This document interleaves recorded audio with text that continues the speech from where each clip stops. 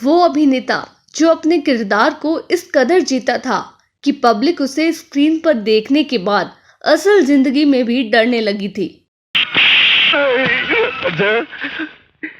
माफ कर दीजिए जी, इसे माफ कर दीजिए। बॉलीवुड का वो कलाकार जो नायक बनने आया था, लेकिन तकदीर ने उसे हिंदी सिनेमा का सबसे कुख्यात खलनायक बना दिया। तुम जवाब दोबारा दो, हम सवाल दोबारा करेंगे।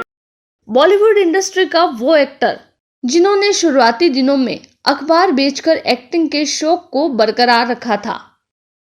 जी हाँ, हम बात कर रहे हैं हिंदी सिनेमा के उस खतरनाक खलनायक की, जिसकी एक्टिंग इतनी दमदार थी कि लोग उसे रियल लाइफ में भी खलनायक समझने लगे थे। उनकी डायलॉग डिलीवरी ऐसी कि उनकी आवाज सुनकर ही लोगों की चीखें निकल जाया करती थीं। मैं वो बला हूँ जो शीशे से पत्थर को तोड़ता हूँ। जिन्हें 1970 के दशक में अमूमन हर फिल्म में रेप सीन्स फिल्माने के लिए जाना जाता है। लेकिन क्या आप जानते हैं कि रियल लाइफ के इस एक्टर के लिए खलनायक के रोल करना उनकी रियल लाइफ में कितनी परेशानियां खड़ी करने लगा था? क्या आप जानते हैं कि प्रेम चोपड़ा को देखकर लोग असल जिंदगी में अपनी पत्नियों को छिपाने लग गए थे? ये तो एक खूबसूरत फूल है। क्या आप जानते हैं कि अगर प्रेम चोपड़ा इस शख्स की बात मान लेते तो खलनायक नहीं बल्कि आज हीरो होते। सजना साथ निभाना। क्या आप जानते हैं कि एक्टर बनने से पहले प्रेम चोपड़ा अखबार में सर्कुलेशन डिपार्टमेंट का काम करते थे? क्या आप यह भी जानते हैं कि प्रेम चोपड़ा की किस्मत ट्रेन में एक सफर के दौरान बदली थी और उन्हें फिल्मों में काम करने का मौका मिला था? बताएंगे आपको और भी बहुत कुछ। आप देखते रहिए ये खास एपिसोड। ये तो सिर्फ एक मामूली ट्रेलर था, पूरी फिल्म तो अभी आपको देखनी है।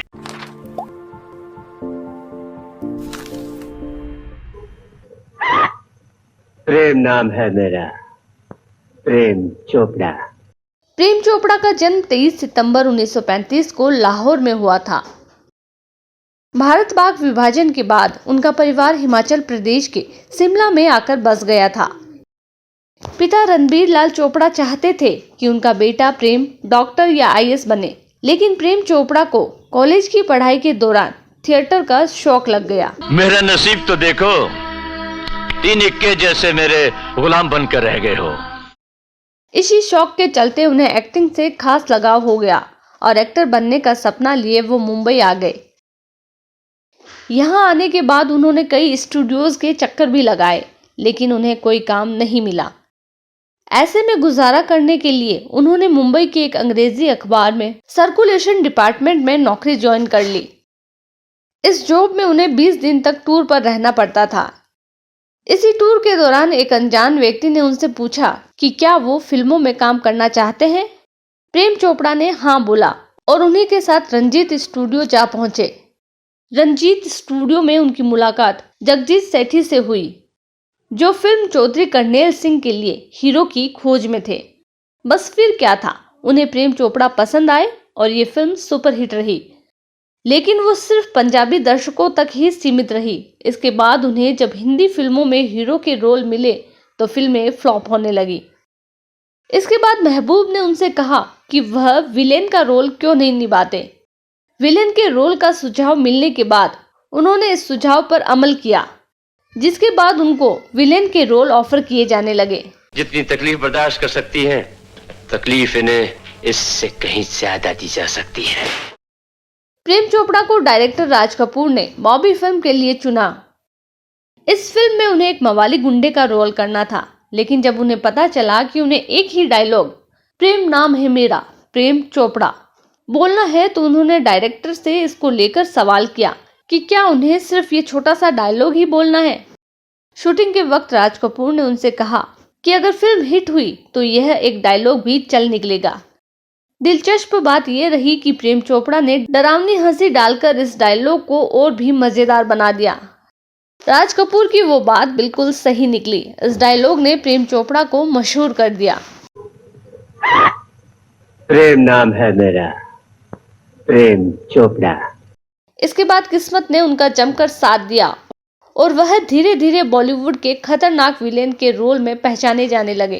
अरे शांति देवी की आत्मा को भी शांति मैंने ही पहुंचाई थी, उसे मैंने ही मारा था। प्रेम चोपड़ा की एक्टिंग का कमाल ऐसा था कि लोग रियल लाइफ में उनकी एक्टिंग देखकर रियल लाइफ में भी उन्हें विलेन समझने लगे थे। तेरी जबान की बीन मुझे मंत्र मुग्ध नहीं कर सकती, मुझे से नाक पर काबू पाना तेरे पास की बात नहीं है बच्चे। उनके पिता के साथ जब वो एक दिन चंडीगढ़ के पंचकुला गार्डन में टहल रहे थे, इसी दौरान सामने से आ रहे कपल्स ने फिल्मी विलेन प्रेम चोपड़ा को देखते ही अपनी गर्लफ्रेंड्स और पत्नियों को छिपाना शुरू कर दिया। हालांकि प्रेम चोपड़ा ने डर रही लड़कियों को बुलाकर बातचीत की, तब कहीं जाकर उनकी अच्छी छवि को वो जान पाए। लेकिन इस वाक्य से प्रेम चोपड़ा के पिता उनसे नाराज हो गए। उन्होंने यह तक कह दिया कि देखो, तुम्हारी इस एक्टिंग ने तुम्हारी एक ऐसी छवि रच दी है। खैर, बाद में उनकी इसी तरह के किरदारों ने उन्हें शोहरत दिलाई और वो मुकाम दिलाया जिसके लिए बड़े बड़े कलाकार तरसते हैं। ये गाड़ी आपकी है? जी नहीं, मैं खरीद के लाया हूँ। अरे ऐसे इनके पास बहुत सी गाड़ियाँ हैं। ये बात है 90 के दशक की, जब रेप सीन फिल्मों की जरूरत बन गए थे और लगभग हर फिल्म का दूसरा हिस्सा हुआ करते थे। उस समय प्रेम चोपड़ा काफी मशहूर खलनायक थे और लगभग हर फिल्म में उनका एक न एक सीन अभिनेत्री के साथ जबरदस्ती करने का जरूर होता था। आपने पी, हमने भी पी, एक दूसरे को खूब पिलाया। मगर उनकी महारत एक दफा उन पर ही भारी पड़ गई। दरअसल इस एक फिल्म के सीन में प्रेम चोपड़ा को हीरोइन को पीछे से आकर उसकी बाजुओं को पकड़ना था। प्रेम चोपड़ा ने ठीक वैसे ही किया, मगर किसी कारणवश हीरोइन सही से एक्सप्रेशन नहीं दे पा रही थी। इस वजह से सीन के लिए कई रीटेक देने पड़े थे। सीन शूट करते हुए चोपड़ा साहब को भी ये समझ नहीं आ रहा था कि हीरोइन सीन में दिलचस्पी क्यों नहीं दिखा रही है। खैर, जैसे तैसे ये सीन शूट तो हो गया, लेकिन उस हीरोइन ने डायरेक्टर से प्रेम चोपड़ा की शिकायत कर दी कि उन्होंने उसे जानबूझकर चोट पहुंचाई है। निर्देशक ने हीरोइन को काफी समझाने की कोशिश की, लेकिन वो नहीं मानी और शूटिंग छोड़कर चली गई। दूसरे दिन भी वो शूटिंग के लिए नहीं आई। फिर प्रेम चोपड़ा से बदला लेने की इच्छा मन में लिए एक दिन वो शूटिंग पर आ गई। अब की बार जो सीन शूट होना था वो ऐसा था कि हीरोइन को खलनायक को थप्पड़ मारना था। हीरोइन तो इस सीन को करने का बेसब्री से इंतजार कर रही थी। जैसे ही शूटिंग शुरू हुई तो हीरोइन ने बदला लेते हुए खलनायक यानी प्रेम चोपड़ा को बहुत जोर से थप्पड़ मारा, और वो भी ऐसा कि सेट पर सभी लोग दंग रह गए। खुद प्रेम चोपड़ा के तो पैरों तले से जमीन खिसक गई। अपने गाल को सहलाते हुए वो निर्देशक के पास गए और उनसे शिकायत करने लगे। लेकिन शिकायत करने पर प्रेम चोपड़ा को जो जवाब मिला उसने तो उनके होश ही उड़ा दिए। निर्देशक ने उनको बताया कि हीरोइन उनसे अपने साथ किए बर्ताव का बदला लेना चाहती थी। प्रेम चोपड़ा को फिल्म वो कौन थी, शहीद, तीसरी मंजिल और मेरा साया जैसी फिल्मों में अभिनय करने का मौका मिला। इन फिल्मों में उनके अभिनय के विविध रूप देखने को मिले। हाँ, मैं यहाँ मौजूद था। रूपा मेरी मंगेतर थी और मैं चुपके से घर पर कलकत्ता के बहाने करके उसे मिलने के लिए यहाँ आया था। साल 1967 में प्रेम चोपड़ा को निर्माता व निर्देशक मनोज कुमार की फिल्म उपकार में काम करने का अवसर मिला।